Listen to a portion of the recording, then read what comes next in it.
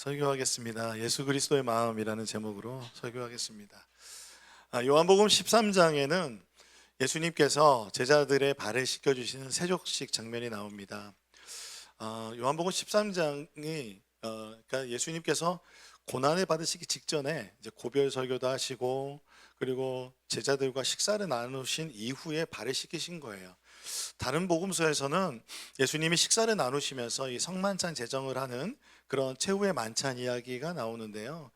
이 최후의 만찬은 그러니까 예수님을 믿어 의롭게 된 우리가 하나님의 자녀된 것 신부됨을 누리게 될 하나님의 나라의 잔치를 이 땅에서 예배를 통해서 이루어가는 것을 예수님이 보여주셨습니다. 근데 이 세족식은 예수님께서 무엇을 우리에게 보여주셨냐면 제자들의 발을 씻겨주시면서 섬김의 그리고 사랑의 본을 보여주셨습니다. 우리가 요한복음 13장 3절에서 5절 말씀 한번 읽어볼까요? 시작. 저녁 먹는 중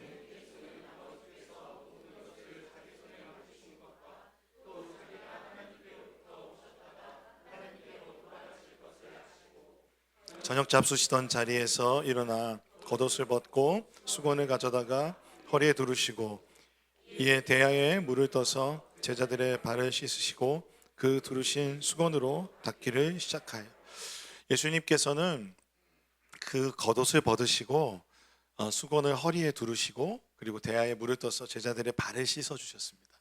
그리고 그 두르신 수건으로 그 발을 닦아 주셨습니다. 예수님께서 이렇게 발을 닦아주신 이유는 무엇이었냐면 이렇게 말씀하십니다. 내가 주와 또 선생이 되어 너희 발을 씻었으니 너희도 서로 발을 씻어주는 것이 옳으니라. 내가 너희에게 행한 것 같이 너희도 행하게 하려 하여 본을 보여노라. 그러니까 너희도 서로 발을 씻겨주라 라는 주님의 본이었습니다. 그래서 고난주간에는 이 목요일을 세족 목요일로 지킵니다. 그래서 어떤 교회들은 실제로 세족식을 하기도 합니다. 또는 세족식을 할 여건이 되지 않는다면 성만찬을 통해서 예수님의 섬김과 사랑을 기억합니다. 이것이 그러므로 우리가 받는 구원이 개인적인 차원도 있지만 서로 발을 씻겨주는 그런 공동체적 사건으로서의 구원임을 예수님께서 몸소 보여주신 것 같습니다. 그렇죠? 오늘 본문은 빌립보서입니다. 빌립보서는 빌립보 교회에 쓴 서신인데 사도 바울이 성령의 음성, 자다가 환상을 보잖아요. 마게도냐 사람들이 나타나서 우리를 도와주라. 이 마게도냐는 어떤 사람들이냐면 유럽 사람들을 말합니다. 그래서 마게도냐에 가서 제일 먼저 도착한 곳이 빌립보라는 도시예요. 빌립보라는 그 관문 도시에서 사도 바울이 전도를 시작합니다. 하나님께 기도하러 가는데 자주장사 루디아를 만나서 그가 회심하여 예수님을 믿었습니다. 또한 우리가 알고 있는 유명한 바울과 실라가 하나님 감옥에 갇혔을 때 하나님을 찬양함으로 그 찬송으로 옥문이 열리고 그리고 옥문의 열림으로 말미암아서 두려워 떨던 간수장이 예수님을 믿고 그의 가족까지도 예수님을 믿는 그런 놀라운 일들이 일어났습니다. 그게 빌립보 교회 탄생 이야기죠. 그래서 빌립보 교회는요 믿음 안에서 잘 성장하였습니다. 잘 성장하였어요. 그들은 얼마나 성숙했냐면 사도 바울이 가택연금을 당했을 때에도 에바브로디도를 보내서 열심히 돌보아주고 사도 바울의 모든 전도행 또 후원자가 돼서 빌립보 교회를 열심히 도왔습니다. 그런데 모든 교회들이 모두 다 이렇게 좋은 점만 있는 건 아니듯이 우리가 요한계시록에도 보면 각 교회들이 예수님의 권면을 받잖아요. 그와 같이 사도 바울이 이렇게 권면합니다. 오직 너희는 그리스도의 복음에 합당하게 생활하라. 이는 내가 너희에게 가보나 떠나 있으나 너희가 한 마음으로 서서 한 뜻으로 복음의 신앙을 위하여 협력하는 것이라고 말합니다. 그러니까 복음에 합당하게 생활해라. 그리고 한 마음으로 서서 한 뜻으로 복음의 신앙을 위해서 협력해라 라고 말합니다. 그러므로 빌립보 교회에 사도 바울은 그들이 복음으로 합당한 삶을 살기를 원했습니다. 그리고 합당한 삶이라고 하는 것은 그 안에서 서로 한 마음을 품고 한 뜻으로 복음의 신앙을 위해서 협력하는 것이었다는 것입니다. 사실 여러분 이것이 쉬운 일일까요? 어려운 일일까요?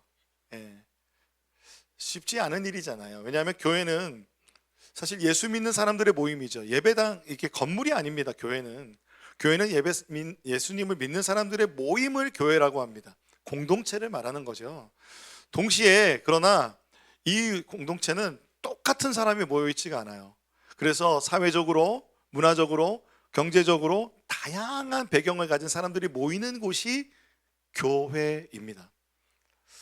그렇기 때문에 이 교회에서는 때로는 행복한 일도 있지만 때로는 정말 마음 아픈 그런 다툼도 일어나고 갈등도 일어나는 것이 교회입니다. 복음 중심 공동체라는 교재에서는 그래서 이 교회의 이 갈등과 이런 어려움 속에서 자신의 연약함을 발견하여 그것이 복음을 직면하게 될 때 그 말씀으로 연단되고, 그래서 우리 안에 계신 성령님과 동행하면서 복음 안에 있을 때 하나님의 성품을 닮아가고 성령의 열매를 맺게 되는 그 성화의 장이 어디예요? 공동체, 교회라는 것입니다. 우리는 지금 교회로 함께 모여 예배를 드리고 있습니다. 그리고 2026년 신년 첫 주일 예배를 드리고 있습니다. 2026년 우리가 하나님 앞에 기도하면서 품은 표어를 다시 한번 읽어보도록 하겠습니다. 외쳐보겠습니다. 시작! 하나님의 마음을 품고 세상을 품는 교회. 그리고 말씀도 같이 읽어볼까요?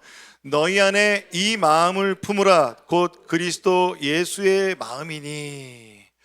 그리스도 예수의 마음을 품는 공동체가 된다는 이 의미가 무엇일까? 이 의미가 무엇인가 생각했을 때 우리 한 사람 한 사람이 그리스도의 마음을 품는 것도 있지만 첫 번째는 누구를 위한 거였냐면 공동체를 위한 권면의 말씀이라는 거예요. 그러니까 이 말씀은 우리 높은 듯 안성교회를 향해서 하나님께서 주시는 말씀인 줄로 믿습니다. 사실 여러 사람들이 모여 있기 때문에 어떨 때는 물과 기름이 섞이지 않을 것 같은 사람들이 모여 있는 곳이 교회이죠. 사도 바울의 당시에 특별히 빌립보 교회는 더하였어요. 이방인과 유대인이 함께 신앙 공동체를 이룬다는 것은 이전에 상상할 수도 없었던 일입니다. 하지만 예수 그리스도를 믿는 믿음 안에서 이방인과 유대인이 함께 신앙생활했습니다. 뿐만 아니라 주인과 종이 함께 신앙생활을 하였습니다. 또한 당시에 사회적으로 영향력을 줄 수 없었던 그 여인들이 이 빌립보 교회는 주도적인 지도자의 역할을 했습니다.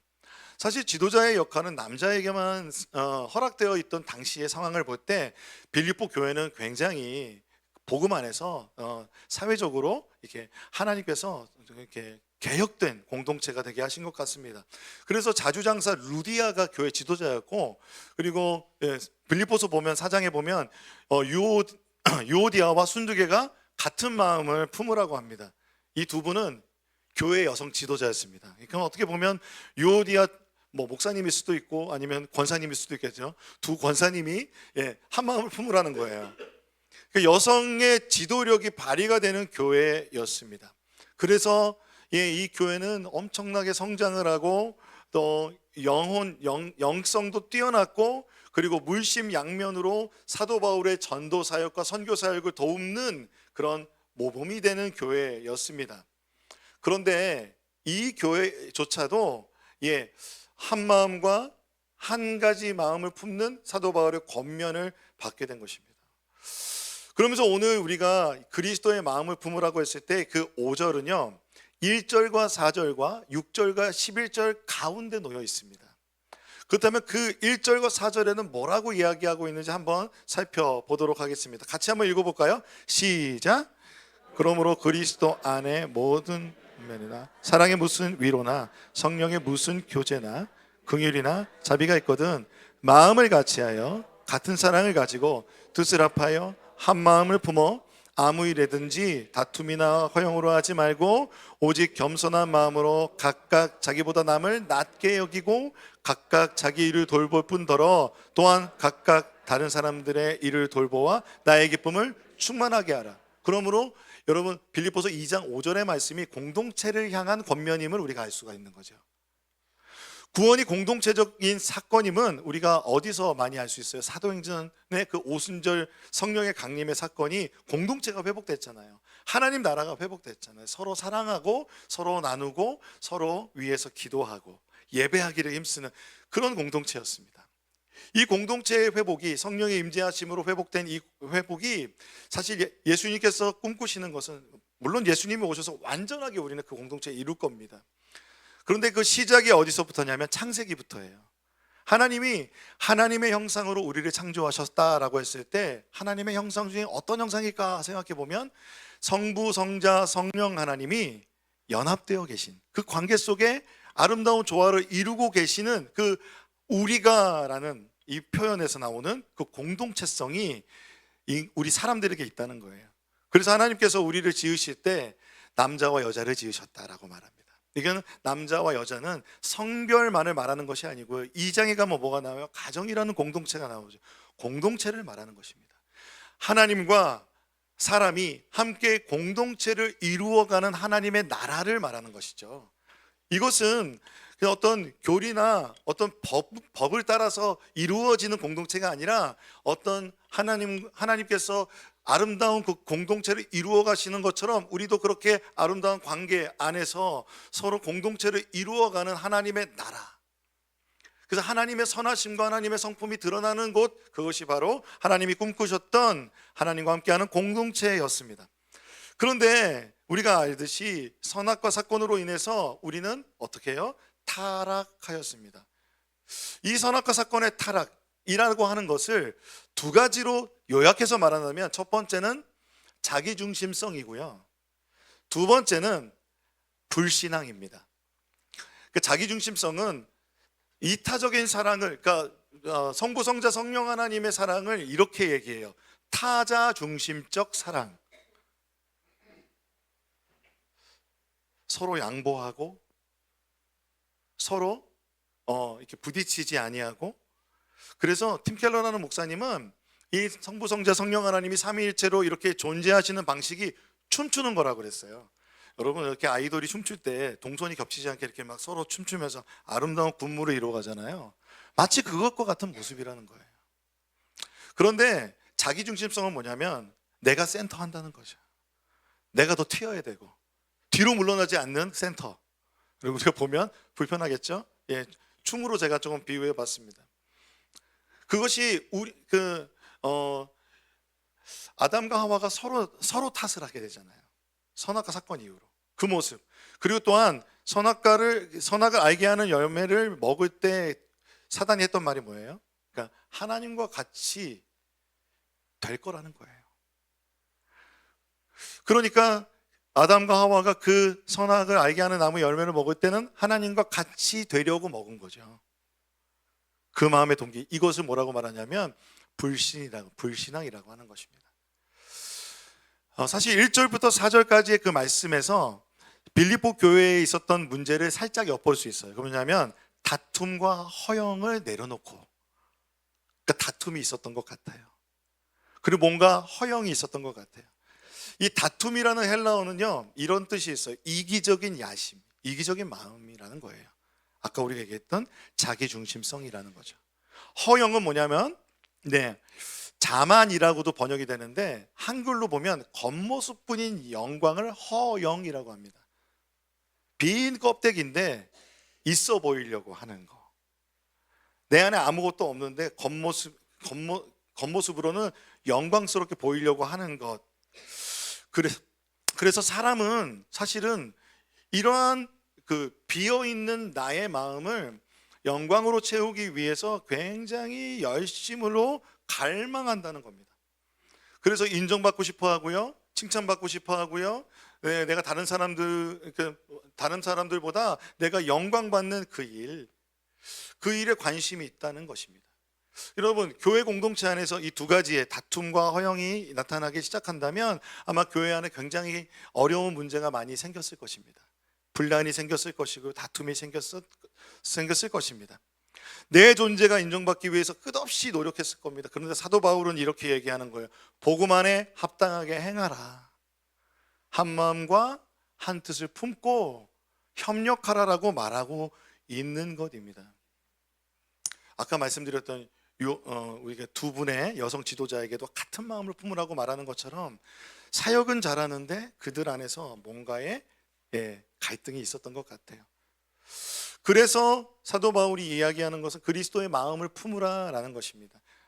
예수 그리스도의 마음을 품으라는 건데요, 5절에 예수 그리스도의 마음이라고 했을 때 이 마음이 뭘까요?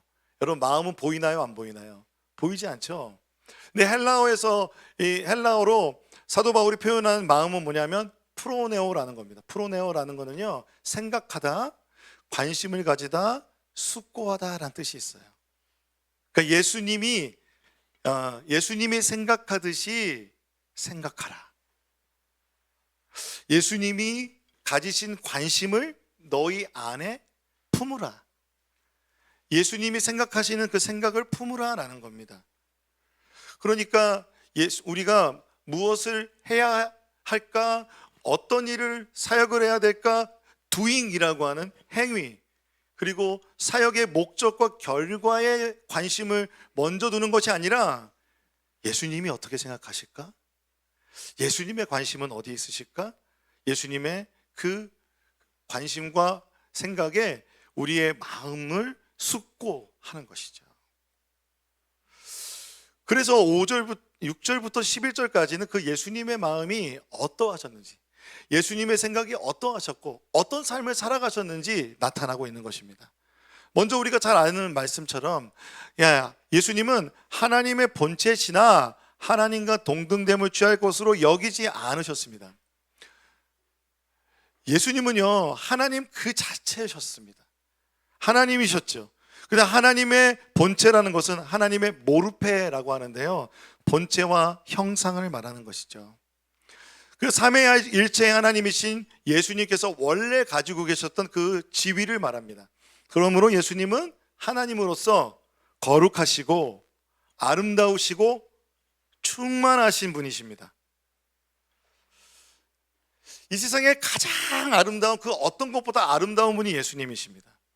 이 세상에 가장 충만한 것보다 충만하신 분이, 온 우주를 가득 채우신 분이 예수님이십니다.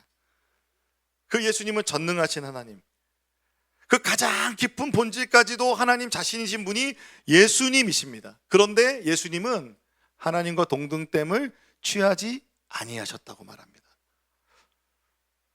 왜 하나님이신 예수님께 이런 말을 썼을까요? 하나님과 동등됨을 취하다라는 이 말이요, 헬라어로는요, 하르파그노스라는 단어인데요, 이게 알아두시면 좋아요. 노략물, 탈취물이라는 거예요. 일부러 노력해서 뺏어서 탈취한 것. 하나님과 동등됨을 빼앗지 않으셨다는 거예요. 여러분 생각나죠? 그렇다면 하나님과 동등됨을 탈취하여 빼앗으려고 했던 사람이 누굽니까? 아담이죠. 우리에게는 하나님과 동등됨을 취하려고 하는 죄성이 우리 안에 있습니다. 아담이 하나님과 동등됨을 취하려고 했지만 오히려 그는 죄로 인하여 타락하여서 어떻게 해요? 다스려야 하는 피조물의 지배를 받고 대적해야 되는 사단의 종이 되고, 그리고 죄로 인해서 죽음의 그 두려움 가운데 살아가게 되는 존재가 되었다는 것입니다. 그래서 이러한 죄성이 공동체 안에 여전히 작용하게 될 때 허영과 교만에 빠져서 자기 주장으로 공동체가 깨어지게 된다는 것입니다.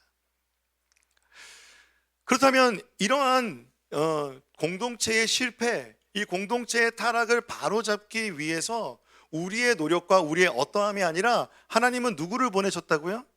예수님께서 하나님과 동등됨을 취하지 아니하시고 이 땅에 오셨다는 거예요. 예수님께서는 하나님과 동등됨을 탈취하지 않으시고 오히려 하나님께 순종하시는 겸손을 보여주셨습니다. 이 순종이 뭐냐면 예수님의 자기 비우심입니다. 이를 좀 어려운 말로 케노시스라고 하는데요, 영어로는 empty, 비우다. 헬라어로는 케노라고 하는데 심지어는 이게 이런 뜻도 있어요. 버리다는 뜻이 있어요. 하나님이 하나님의 본질을 버리셨다 라고까지도 해석될 수가 있어요. 그런데 여러분, 문제가 뭐냐면, 그렇다면 예수님께서 완전한 인간이시고 완전한 하나님으로 존재하셨잖아요. 하나님 되시면 완전히 버렸다면 그거는 맞지가 않는 거죠. 우리가 믿는 그 예수님의 성육신의 온 그 개념이 아닌 겁니다. 그렇다면 예수님께서 그 비우셨다라는 것은 무엇일까요?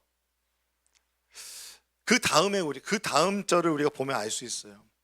종의 형체를 입으셨다고 합니다.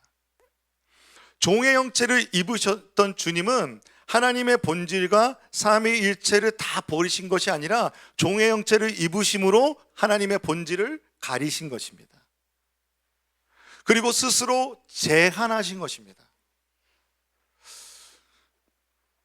그래서요, 그 예수님께서 오신 종의 형체를 입으신 그 사람, 성육신하신 예수님은 어떤 분이실까요? 비우셨지만 충만하신 분이십니다. 비웠지만 충만하신 분이십니다. 예수님은 또한 충만하시기 때문에 비우실 수 있었던 것이죠. 그래서 사도 바울은요, 이 자기 비우심을 케노라는 단어로 쓰는데 앞에 3절에 허영이라는 단어가요, 케노독시아라는 단어입니다. 케노독시아라는 단어, 그러니까 같은 어원에서 나온 거잖아요. 그렇게 약간 언어 유의적으로 이게 사람은 이 빈 마음, 그러니까 케노독시아, 이 빈 곳을 채우려고 헛된 영광을 구한다는 거예요. 하지만 예수님은 이미 충만하고 아름다우신 그분은 스스로 기꺼이 인간의 낮고 천하고 공허하고 빈자리에 오셨다는 것입니다. 왜 오셨을까요? 왜 오셨을까요? 우리가 하나님의 신성을 버리심이 아님을 우리가 알 수 있는 것은 무엇이냐면, 이렇게 오신 목적이 있다는 것이죠. 예수님이 오신 그 이유는 뭘까요? 그 예수님께서 인간같이 되셔서 사람이 되셔서 시간과 공간의 제약으로 들어오셨어요. 그렇죠? 그리고 인간의 빈 마음과 그 가난한 처지에 온전하게 공감하시고 그 자리 가운데 예수님의 그 충만함으로 채워주시기 위해서 이 땅에 오셨다는 것입니다.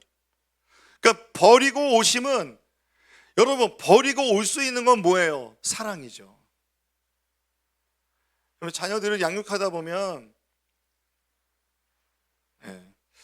내 것 내놓을 수 있잖아요.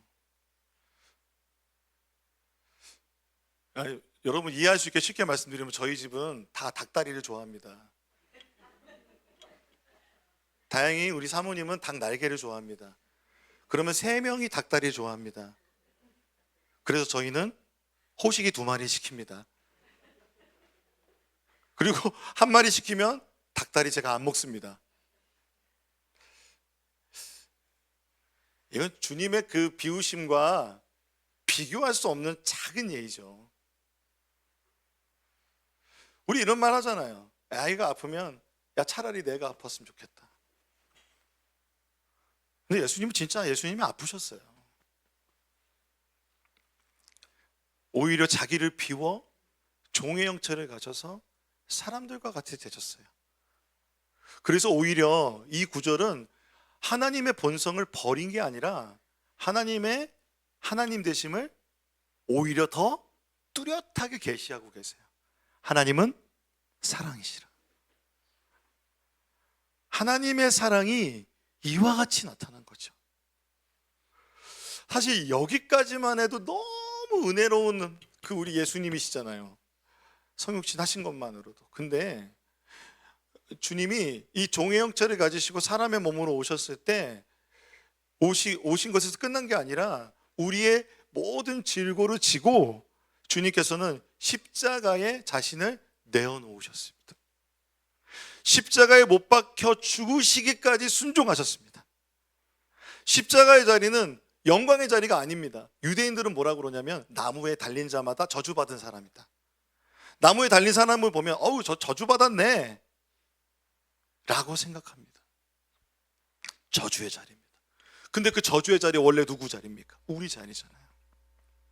그리고 나무 십자가형이 이 너무 잔인한 사형이기 때문에 이 십자가형을 가장 잔인한 죽음이라고 로마 철학자가 표현했다고 합니다. 그래서 이건 폐지돼야 된다. 이 가장 잔인한 죽음을 예수님께서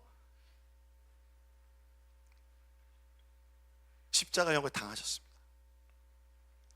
자기를 낮추시고 죽기까지 복종하셨으니 십자가에서 하나님의 사랑을 나타내셨습니다.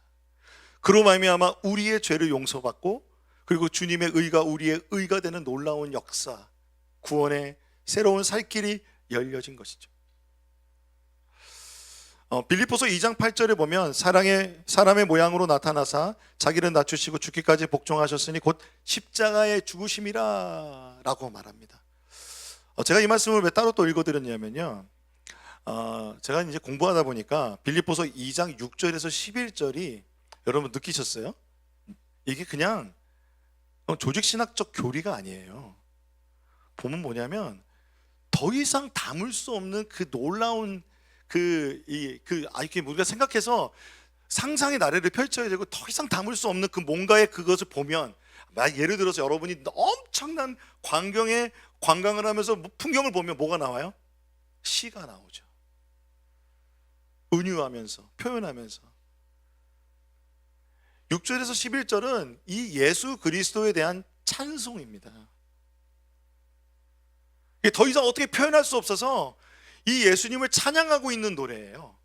근데 이게 바울이 지은 게 아니라 그 기독교 초대 교회에서 이미 만들어져 있던 그리스도 찬송시라고 합니다.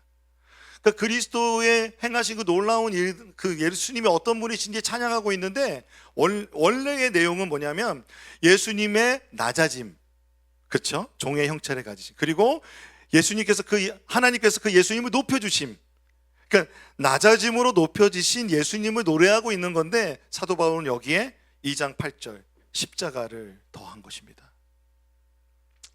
하나님의 사랑의 절정이 십자가입니다. 하나님의 사랑의 그 한 점, 활용정점이 십자가입니다. 사랑의 절정이 십자가이라는 것입니다. 예수님은 거기까지 순종하셨습니다.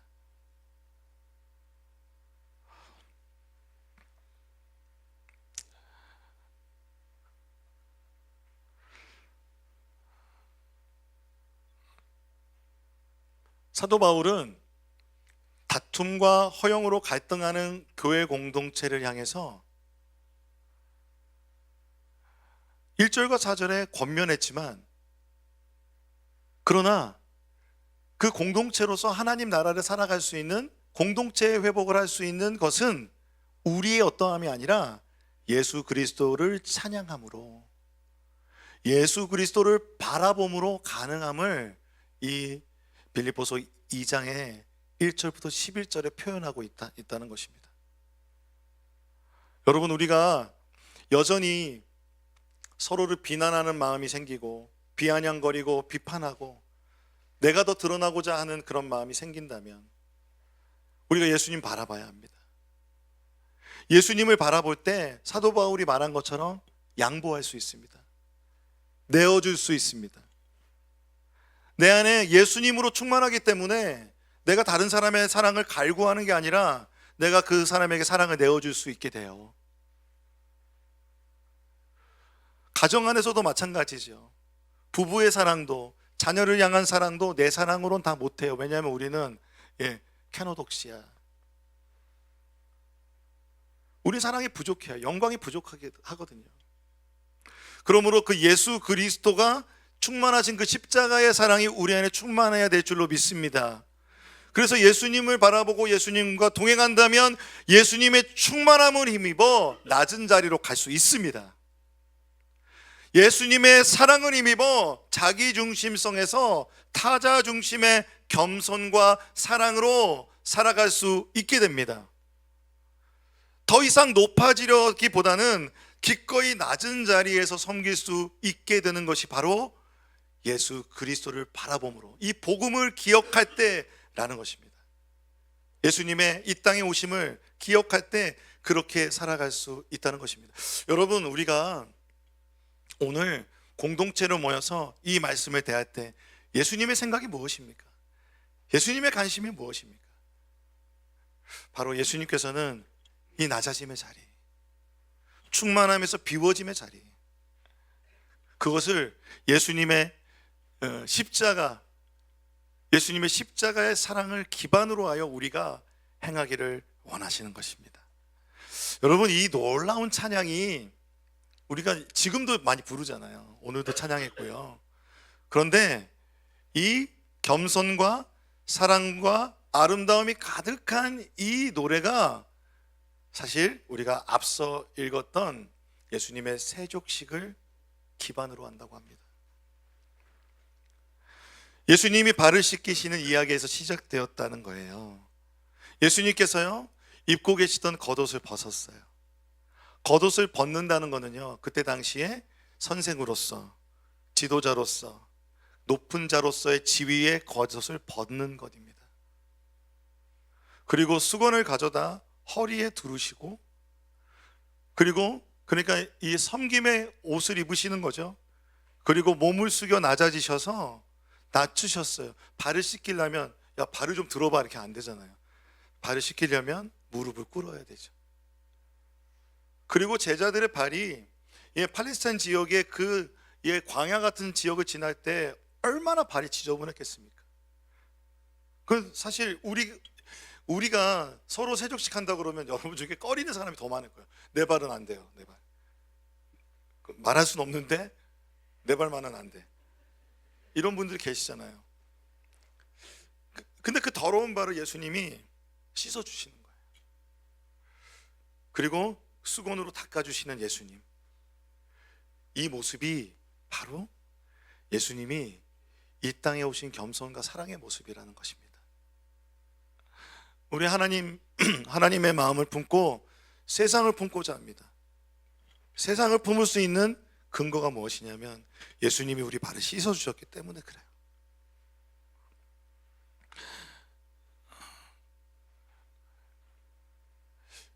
우리가 그것을 상상하면서 오늘 읽었던 본문 6절에서 11절 말씀을 읽어보면 좋을 것 같아요. 예수님이 우리 발을 씻기신다는 그 상상을 하면서 같이 한번 읽어보겠습니다. 시작.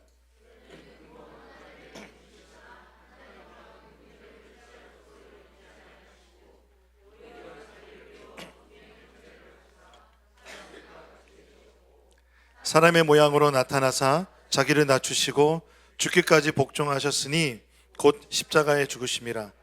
이러므로 하나님이 그를 지극히 높여 모든 이름 위에 뛰어난 이름을 주사 하늘에 있는 자들과 땅에 있는 자들과 땅 아래에 있는 자들로 모든 무릎을 예수의 이름에 꿇게 하시고 모든 입으로 예수 그리스도를 주라 시인하여 하나님 아버지께 영광을 돌리게 하셨느니라. 아멘. 2026년 우리가 가정에서, 공동체에서 이 비워짐의 이 겸손, 낮아짐으로 주님이 높이시는, 주님을 경외하는 마음, 그 겸손을 닮아가 예수님의 은혜가 충만한 우리가 되기를 소망합니다. 그래서 서로의 발을 씻겨주고 서로의 발을 씻어주는 이 섬김이 우리 안에 일어날 때 세상 속의 아픔을 어루만질 수 있는 우리 공동체가 되기를 소망합니다. 이를 위해서 우리가 오늘 예수 그리스도 안에서 우리가 한 몸임을 성찬으로 표현하고자 합니다. 우리가 성찬하기 전에 우리도 하나님께 찬양 드리고 싶어요. 우리 예배 때 불렀던 이 땅에 오신 이 찬양으로 그 예수님을 먼저 찬양하고 싶습니다. 높여드리고 싶습니다. 그렇게 하지 않으시겠습니까? 함께 찬양하도록 하겠습니다.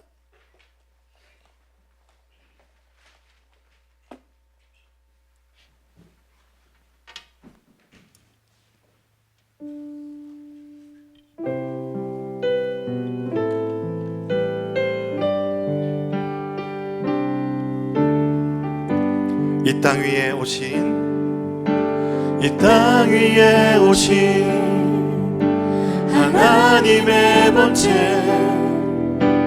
십자가에 달리사 우리 죄 사하셨네. 하나님이 그를 지극히 높여 모든 이름 위에 뛰어난 이름을 주사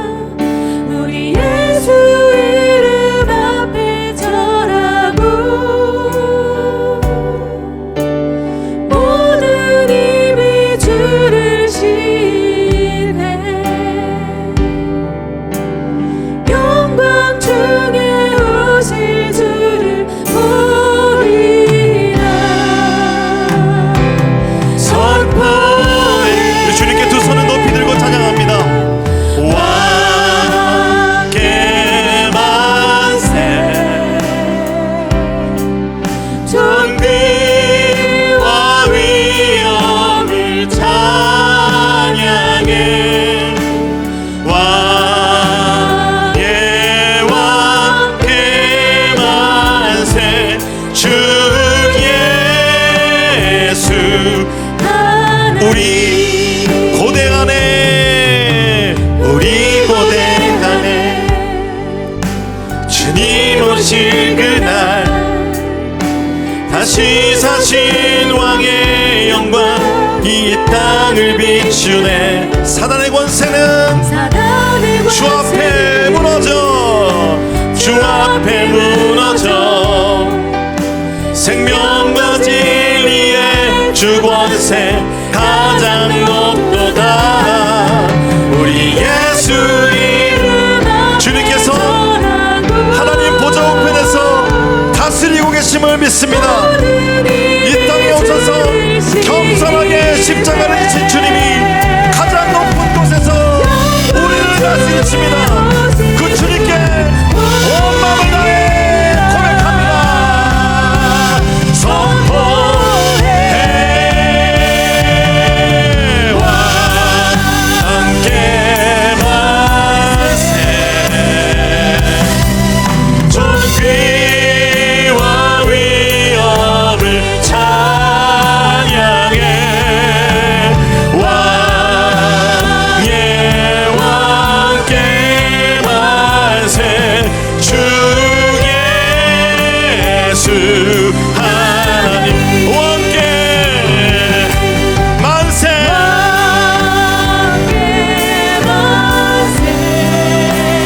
예 존귀와 위엄을 찬양해 왕의 왕께 만세 주 예수 그래서 우리가 함께 이 시간 적용하며 기도합니다. 예 주님 지금 주님께서 보좌 우편에 앉아 계심은 가장 낮아지심 그리고 그 십자가까지 지심이신 줄로 믿습니다. 주님 우리가 그 예수님의 마음을 품게 하여 주옵소서. 그래서 예수님이 생각하시는 대로 생각할 수 있도록 주님 우리에게 계시하여 주옵소서. 예수님의 관심에 우리의 관심이 있게 하여 주옵소서. 또한 예수님의 마음을 품어 예수님이 우리 발을 씻겨주신 것처럼 우리도 서로의 공동체를 씻기며 또한 우리 가족을 씻어주며 또한 세상을 품고 세상의 발을 씻기는 우리가 되게 하여 주옵소서. 우리가 주님 앞에 주여 한번 부르고 기도하겠습니다. 주여